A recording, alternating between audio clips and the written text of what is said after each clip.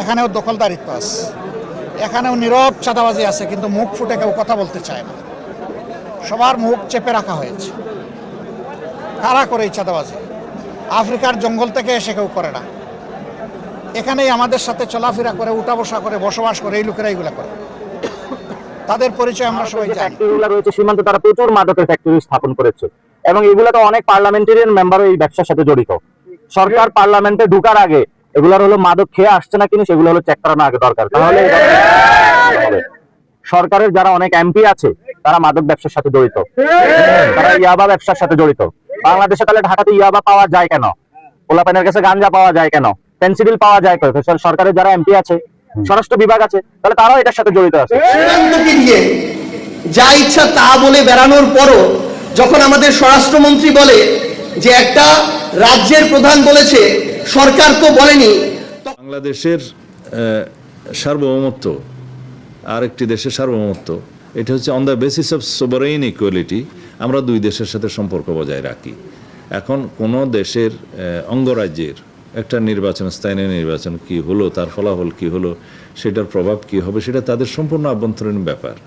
এখানে কাঁটাতারের বেড়া যদি ভারতীয় সীমানার মধ্যে নোম্যান্স ল্যান্ড বজায় রেখে যদি সেই দেশ দিতে চায়, সেটা ডিপ্লোম্যাটিক ওয়েতে আমাদের আলাপ আলোচনা হবে, কিন্তু সেরকম কোনো ইস্যু তো প্র্যাকটিক্যালি ভারত সরকারের পক্ষ থেকে আমরা দেখিনি। এখন অঙ্গরাজ্যের নির্বাচনের পরে কোনো বিজয়ী দল যদি কোনো রকমের কোনো বক্তব্য দিয়ে থাকে, সেটা তো আমাদের সোভারেইন ইকুয়ালিটির ভিত্তিতে আমরা সেই জবাব দিতে পারি না।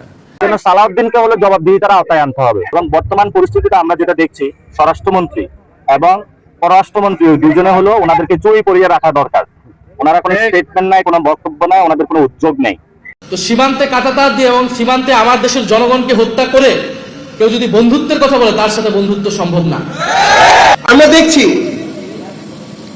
ভারত কিংবা পশ্চিমবঙ্গ, সেখানে তারা তাদের বিজেপির রাজনীতি করছে, উগ্র সাম্প্রদায়িকতার রাজনীতি করছে, করুক। আমরা দেখছি এই রাজনীতিতে তারা যে পরিমাণে মুসলিম বিদ্বেষ নিয়ে এসেছে, যে পরিমাণে জ্বালাও পোড়াও করছে, খুন করছে, মানুষকে নির্যাতন করাটাকে বৈধ মনে করছে, এটাকেও তারা যখন বৈধতা দিচ্ছে, আমরা একজন নাগরিক হিসেবে, প্রতিবেশী রাষ্ট্র হিসেবে এই ধরনের মানবতা বিরোধী যে অপরাধগুলো, এগুলোতেও আমাদের মতামত দেওয়ার মতো সাহসিকতা আমরা দেখাতে পারছি না। সেটা তো পারছিই না, সেটা তাদের অভ্যন্তরীণ বিষয় বলে পাশ কাটিয়ে যাচ্ছি। উপরন্তু আমাদের দেশকে নিয়ে, আমাদের দেশের সার্বভৌমত্বকে নিয়ে, স্বাধীনতাকে নিয়ে, সীমান্তকে নিয়ে যা ইচ্ছা তা বলে বেড়ানোর পরও যখন আমাদের স্বরাষ্ট্রমন্ত্রী বলে যে একটা রাজ্যের প্রধান বলেছে, সরকার তো বলেনি, তখন আমাদের জন্য এটা লজ্জার বিষয়। কারণ একটা রাজ্য প্রধান, একটা রাজ্য সরকারের বাইরে, রাষ্ট্রের বাইরে আলাদা কিছু না। কিন্তু আমরা ভারতকে উদ্দেশ্য করে স্পষ্ট করে কিছু কথা বলতে চাই। শুধু ভারত নয়, পুরো পৃথিবীতে আমরা কোনো রাষ্ট্র বিরোধী নই, আমরা ভারত বিদ্বেষীও নই, কিন্তু আমরা স্পষ্ট করে এটা বলতে চাই, শুধু ভারত নয়, পৃথিবীর যে কোনো দেশ আগামীতে যদি বাংলাদেশের দিকে আধিপত্যবাদের চোখ দিয়ে তাকাতে চায়, শোষণের মানসিকতা দিয়ে বন্ধুত্ব করতে চায়, সেই দেশের সাথে বাংলাদেশের কোনোদিন বন্ধুত্ব সম্ভব না। তারা যদি মনে করে যে বন্ধুত্ব করবে সরকারের সাথে, ক্ষমতার সাথে, আমরা স্পষ্ট করে একটা কথা বলতে চাই, জনগণ স্থায়ী, জনগণই রাষ্ট্র। বন্ধুত্ব করলে জনগণের সাথে করতে হবে, রাষ্ট্রের সাথে করতে হবে।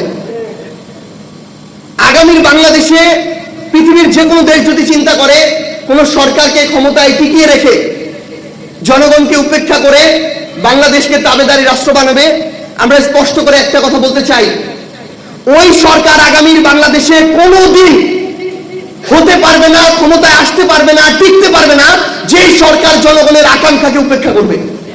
এই জন্য সরকার নাগরিকদের নিরাপত্তা দিতে পুরোপুরি ব্যর্থ হচ্ছে। সরকার যেমন ঢাকাতে ব্যর্থ হচ্ছে, সকল বিভাগের সীমান্ত নাগরিকদের নিরাপত্তা দিতে ব্যর্থ হচ্ছে। এই জন্য সরকারকে আমরা বলবো, আপনি যদি সত্যিকারের জাতীয়তাবাদী হয়ে থাকেন, তাহলে আপনি সীমান্ত রক্ষা আপনার প্রধান কর্তব্য। আর যদি আপনি সীমান্ত রক্ষা করতে না পারেন, তাহলে আপনি একটা ভুয়া জাতীয়তাবাদী। এই জন্য যারা ভুয়া জাতীয়তাবাদী আছে, তাদের হাতে দেশ নিরাপদ নয়। কিভাবে আপনার সন্তান কি কোনো মাদক টাদকের সাথে জড়িত ছিল? না আমার এই যে উনি বলছে ওনার সন্তান কোনো মাদক সাথে জড়িত ছিল না। কিন্তু স্কুল স্টুডেন্ট সবাই জিজ্ঞাসা করেন আমার সাথে। এবং বিজেপি থেকে যে প্রেস রিলিজ দিয়েছে সেখানেও বাংলাদেশের মানুষকে মাদক কারবারে চলাচল তারা হলো সেগুলো আখ্যায়িত করেছে। এটা ভারতীয় বয়ান। আমরা বলবো বিজেপিকে ভারতীয় বয়ান থেকে সরে আসার জন্য। আগে যখন ছিল পিলখানা হত্যাকাণ্ডের আগে তখন হলো বিএসএফ মারা যাইতো, সে বড়াই বাড়ির যে যুদ্ধ হয়েছিল সেটা আমরা জানি। এখন হলো পিলখানা হত্যাকাণ্ডের পরে এই বাহিনী মেরুদণ্ড ভেঙে দেওয়া হয়েছে। আমরা আশা করবো এই বাহিনীকে নতুন করে পুনর্গঠনের জন্য এবং নতুন উপযুক্ত ট্রেনিং এর মধ্য দিয়ে সীমান্তকে রক্ষা করার জন্য। আপনারা রোড মার্চের ঘোষণা দিয়েছেন, যদি ও সরকারকে বলবো যে আপনি এখানে আইসা মাদক ধ্বংস করুন। ভারতের যে ফ্যাক্টরি গুলো রয়েছে সীমান্তে তারা প্রচুর মাদকের ফ্যাক্টরি স্থাপন করেছে এবং এগুলোতে অনেক পার্লামেন্টারিয়ান মেম্বারও এই ব্যবসার সাথে জড়িত। সরকার পার্লামেন্টে ঢুকার আগে এগুলোর হলো মাদক খেয়ে আসছে না কিনা সেগুলো হলো চেক করানো আগে দরকার। তাহলে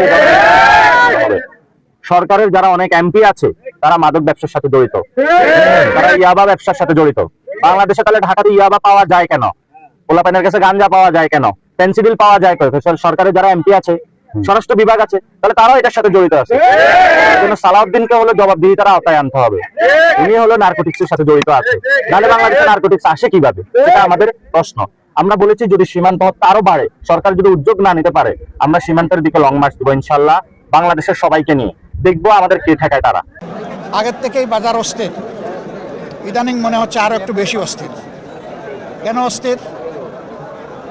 মাঝখানে জ্বালানি সমস্যা ছিল, তার সাথে চাঁদার যন্ত্রণা ছিল, এই দুইটা মিলেই বাজার অস্থির হয়। এটাও আমরা জানি যে ঘাটে ঘাটে সিন্ডিকেট, এই যে একটা বিশাল আড়ত মার্কেট আছে, এখানে যে দোকানগুলো আছে, দোকানগুলো স্বস্তিদায়কভাবে যারা ব্যবসা করে তারা পায় না। এখানেও দখলদারিত্ব আছে, এখানেও নীরব চাঁদাবাজি আছে, কিন্তু মুখ ফুটে কেউ কথা বলতে চায় না। সবার মুখ চেপে রাখা হয়েছে। কারা করে এই চাঁদাবাজি? আফ্রিকার জঙ্গল থেকে এসে কেউ করে না, এখানেই আমাদের সাথে চলাফেরা করে, উঠা বসা করে, বসবাস করে এই লোকেরা এইগুলা করে। তাদের পরিচয় আমরা সবাই জানি।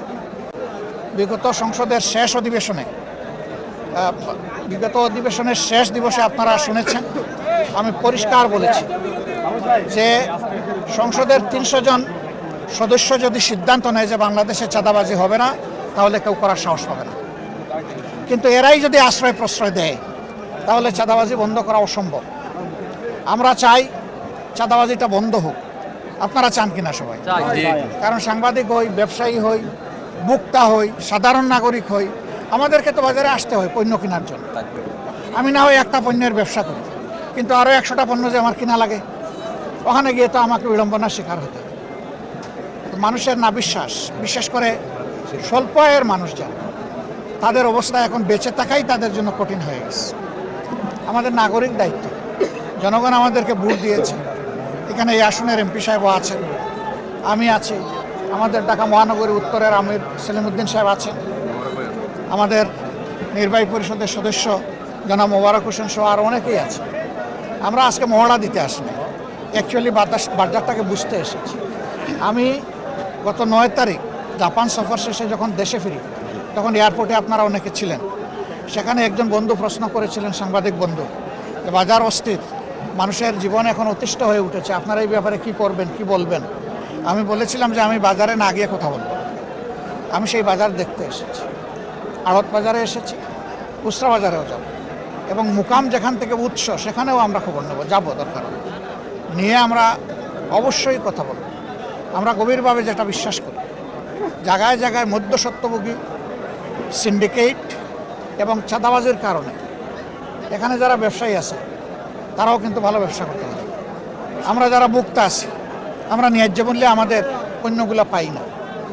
কৃষক তার উৎপাদিত মূল্যের ন্যায্য মূল্য পায় না, মাঝখানে অন্যদের পেটে ঢুকে যায়। আমরা ওইটা ভাঙতে চাই। কোন দিন ভাঙতে পারবো আল্লাহ ভালো জানেন, কিন্তু আমাদের লড়াই শুরু হয়েছে, এই লড়াই চলবে, আমরা থামবো না।